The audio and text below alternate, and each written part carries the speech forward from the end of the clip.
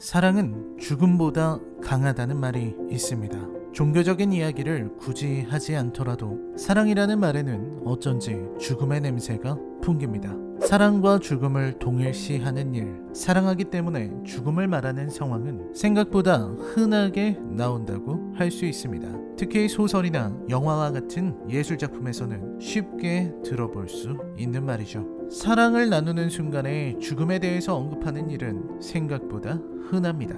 참 이상한 일입니다. 대관절 사랑이라는 게 얼마나 대단하게 인간에게 둘도 없이 소중한 생명을 저울에 올리게 만드는 걸까요? 인간의 삶의 종착이라 할 수 있는 죽음, 모든 인간이 두려워하는 그 죽음에 빗댈 수 있을 정도로 사랑이라는 감정이 소중한 걸까요? 사랑과 죽음이 연결되어 있는 예는 인간이 아니더라도 쉽게 찾아볼 수 있습니다. 곤충들의 세계에서는 사랑, 다시 말해서 짝짓기가 죽음으로 연결되는 걸 심심치 않게 찾을 수 있습니다. 한 번의 사랑을 위해 죽음에 이르는 비행을 감수하는 개미들도 암컷에게 잡아먹히면서도 사랑의 행위를 멈추지 않는 사마귀도 그렇습니다. 고등한 존재인 인간의 사랑을 곤충들의 번식력과 같은 수준의 것으로 생각하기는 어렵지만 사랑과 죽음이 닿아 있는 것만은 분명해 보입니다. 예를 들어서 사해천미로 유명한 윤심덕과 일제강점기에 목포에서 활동했던 작가 김우진이 현해탄에 몸을 던졌다고 하는 사건도 떠올릴 수 있죠. 물론 이 두 사람이 정말로 사랑을 나누었는지, 이들이 현해탄에 몸을 던진 것이 정말로 이룰 수 없는 사랑이나 불륜으로 인한 것이었는지는 알 수 없지만 우리들은 이런 이야기를 많이 보고 또 즐기곤 합니다.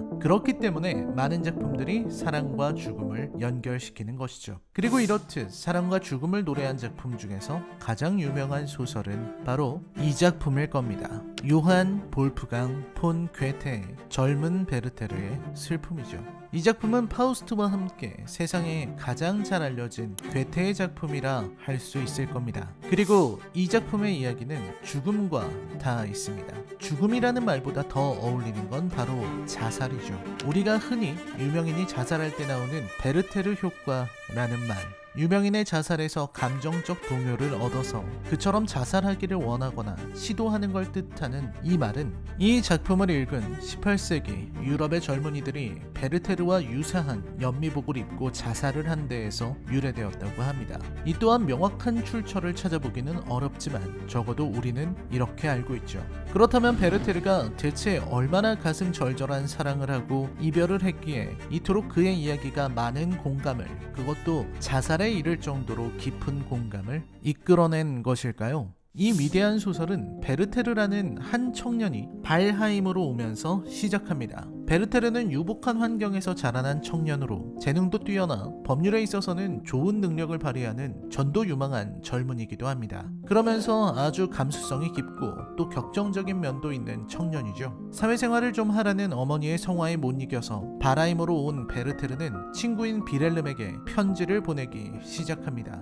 발하임의 아름다운 자연을 찬양하고 자신의 안부를 전하는 이 편지, 그렇습니다. 이 작품은 주로 편지로 진행되는 소설입니다. 아름다운 청년인 베르테르는 아직껏 진심으로 사랑하는 여자를 만나보지 못했습니다. 하지만 그런 그는 어느 날 우연히 찾아간 무도회에서 젊고 아름다운 여성을 보고 한눈에 반하게 됩니다. 그녀의 이름은 로테, 흔히 샤롯테, 샤를로테라고 부르는 사람이죠. 지금의 대기업 롯데 역시 이 여자의 이름에서 나온 것이죠. 아무튼 로테는 이미 약혼을 한 사람, 알베르트라는 이름의 연인이 있는 몸이었습니다. 베르테르는 아무튼 그녀에게 홀려 그녀와 춤을 추었습니다. 로테의 작고 부드러운 손을 맞잡고 춤을 추면서 베르테르는 짜릿한 감정을 느꼈습니다. 손과 손이 맞닿는 순간, 눈과 눈이 마주치는 순간, 그 모든 것이 바로 사랑의 첫 여정인 셈이니까요. 그리고 그때 로테는 베르테르의 귀에 이렇게 속삭입니다. 클롭슈토크. 이 한마디의 속삭임이 지닌 위력은 엄청났습니다. 이 속삭임은 곧 사랑의 마법이었고 사랑을 이루는 주문이었습니다. 클롭슈토크라는 말을 듣자마자 베르테르의 머리는 금방 복잡해졌고 이내 그녀의 뜻을 알아듣고는 마음속에 아름답고 숭고하면서 동시에 가슴을 가득 메우는 따뜻한 감정이 느껴졌습니다. 바로 사랑의 감정, 진정한 사랑 그 자체인 감정이었습니다. 클롭슈토크는 사람의 이름입니다. 정확히는 프리드리히 고틀리프 클로프슈토크라는 이름의 독일의 시인입니다. 취리 호수나 봄의 제정 같은 작품이 알려져 있는 사람이죠. 베르테르는 그 이름을 듣는 순간부터 클롭슈토크의 사랑에 대한 시들만을 떠올렸습니다. 로테의 저 한마디는 사랑을 나누자는 말이었고, 클롭슈토크의 시에서 나온 것처럼 아름다운 사랑의 감정이 베르테르를 온통 지배했습니다. 이때부터 베르테르는 로테를 사랑하기 시작했고, 그의 인생은 아름다움으로 가득 찹니다.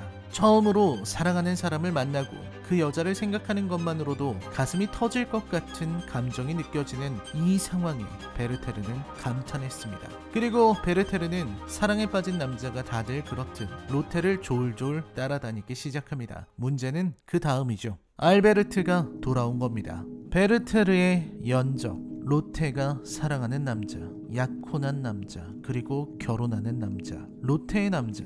베르테르는 혼란을 느낍니다. 너무나도 사랑하는 여자인 로테가 알베르트를 사랑한다. 이제는 어떻게 해야 할까요? 베르테르는 이렇게 생각합니다. 로테가 사랑하는 남자라면 나도 그를 좋아하기로 하자. 어딘가 잘못되어 가고 있다는 걸 눈치채셨습니까? 베르테르는 알베르트라는 남자의 매력을 인정하지 않을 수 없었습니다. 그는 어른스러웠고 침착했고 이성적이었으며 친절한 남자였습니다. 베르테르는 아무리 해도 알베르트를 미워할 수 없었습니다. 그렇게 베르테르는 알베르트와도 친구가 되고 로테와 알베르트, 베르테르는 친해집니다. 참으로 기묘한 관계가 이어지는 거죠. 하지만 베르테르는 결국 참을 수 없었습니다. 로테를 사랑하지만 로테를 사랑한다고 말할 수는 없는, 알베르트를 미워하고 싶지만 알베르트를 존중하기에 그럴 수 없는 입장이죠. 그리고 로테 역시 이런 상황을 모르는 게 아닙니다. 로테가 바보가 아니고서야 베르테르가 자신에게 가진 특별한 감정을 모를 리가 없죠. 문제는 알베르트입니다. 알베르트 역시 전부 다 알고 있습니다. 알베르트는 자신의 빈 권총을 들고 이마로 가져가는 베르테르를 보고 사태의 심각함을 이미 알고 있었습니다. 알베르트는 그 무모한 청년에게 진심으로 충고하고 이성적으로 타이르지만 격정적인 베르테르는 감정을 참지 못하고 폭발시킬 뿐이었습니다. 알베르트는 허구한 날 집에 드나드는 이 청년이 로테에게 연심을 품고 있다는 것을 알고 그 둘을 위해 자리를 피해줄 정도로 베르테르를 존중하는 너무나 멋진 인격의 소유자였습니다. 그리고 그렇기 때문에 베르테르는 알베르트를 미워할 수가 없습니다. 그래서 베르테르는 그들을 떠나 어머니가 그토록 원했던 사회생활을 하기도 하죠. 그리고 모든 일은 비극으로 향합니다. 베르테르의 우울증은 더 이상 감당하기 어려운 수준이었습니다. 베르테르는 로테의 집에서 서기를 하던 남자를, 그리고 시골 청년을 만나고 그 시골 청년의 사건을 변호해주다 문제가 생기게 되죠. 이때 알베르트가 베르테르를 의심하고 셋의 관계는 파탄으로 이어집니다. 그리고 결국 베르테르는 참지 못하고 사건을 일으킵니다. 알베르트가 없을 때 그의 집으로 찾아가 로테를 만난 베르테르는 로테에게 키스합니다. 강제로. 어쩌면 이때 베르테르는 로테의 사랑을 마지막으로 확인하기를, 로테가 거부하지 말아주기를 원했는지도 모릅니다. 당황한 로테는 베르테르를 밀쳐냈고 옆방으로 도망쳐버리죠. 베르테르에게 마음이 없는 건 아니지만 로테는 알베르트의 아내였습니다. 베르테르는 로테가 들어간 문 앞에서 처절하게 외칩니다. 처절하게. 제발 얼굴을 보여달라고. 하지만 로테는 나오지 않았고 베르테르는 집으로 돌아간 후 하인을 보내 알베르트의 총을 빌립니다. 그리고 그 총으로, 로테가 건네준 그 총으로 자살하죠. 알베르트에게 사과의 편지를 남기고 로테를 생각하며 그녀와 함께 춤을 추었던 나를, 그녀와 함께 오시안을 읽던 나를 생각하면서 그렇게 그는 자살합니다. 에밀리아 길로티. 영주와의 사랑을 피하고자 스스로 목숨을 끊은 에밀리아의 이야기를 펼쳐놓고, 이 지극히 감성적이고 사랑의 열병에 의해 죽음을 선택하는 이야기는 괴테에게 세계적인 명성을 주었습니다. 감정적이고 스스로의 욕망을 이겨내지 못한 채 죽음을 선택하고 주위의 사람들이 슬픔에 빠진다는 이 전개는 사랑이란 무엇인가 하는 질문을 온전히 던지게 만든다는 점에서 큰 의미가 있습니다. 괴테를 낭만주의의 선구자라고 부르는 이유이기도 하죠. 하지만 이렇게까지 사랑해도 되는 걸까요? 중학생이나 고등학생이라면 짝사랑의 그 가슴 아픔에 취해서 여러 일을 벌일 수 있겠지만, 성인이 된 우리들도, 이제 자유롭게 연애하는 시대에 살아가는 우리들도 이처럼 절절한 사랑에 빠져들고 죽음을 연상하게 될 수 있을까요? 사랑 앞에 눈물을 흘려본 사람들은 많겠지만 이 정도로 깊은 사랑에 빠져드는 것이 과연 가능한 일인가 하는 의문도 듭니다. 베르테르는 가질 수 없는 여자를 사랑했고, 로테는 그런 베르테르에게 여지를 주었고, 알베르트는 그런 두 사람의 외도 아닌 외도를 감정적으로 비난하지 않았습니다. 이 상황에서 벌어진 베르테르의 감정의 변화가 너무나도 생생하게 느껴지는 것, 그것이 바로 이 소설 젊은 베르테르의 슬픔이 명작으로 칭송받는 이유일 겁니다. 그리고 괴테는 파우스트에서 또 다른 답을 내게 되죠. 다음 영상에서는 젊은 베르테르의 슬픔과 파우스트를 연결해서 이야기를 이어나가도록 하겠습니다. 여담이지만 누군가를 너무나 사랑해서 거의 먹지도 마시지도 않고 괴로워하던 친구의 일이 생각납니다. 아무리 이야기를 들어주고 조언을 해줘도 그 사람의 상태는 나아지지 않았습니다. 그리고 조금의 시간이 지나고 그가 괜찮아졌을 때 참 고마웠다는 인사를 들었습니다. 저는 제 조언이 아주 현명해서 그가 고마움을 느낀다고 생각했지만 그는 뜻밖의 말을 했습니다.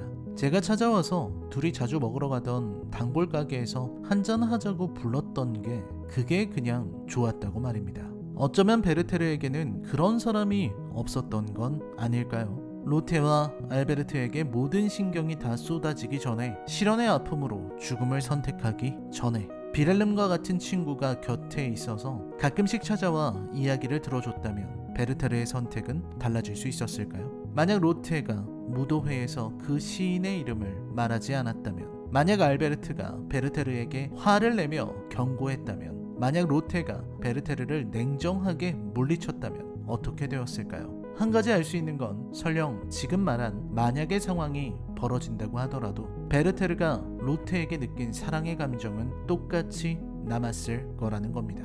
사랑은 거부할 수 없는 것이기 때문이죠. 중요한 건 무엇을, 누구를 어떻게 사랑하느냐는 데 있을 겁니다.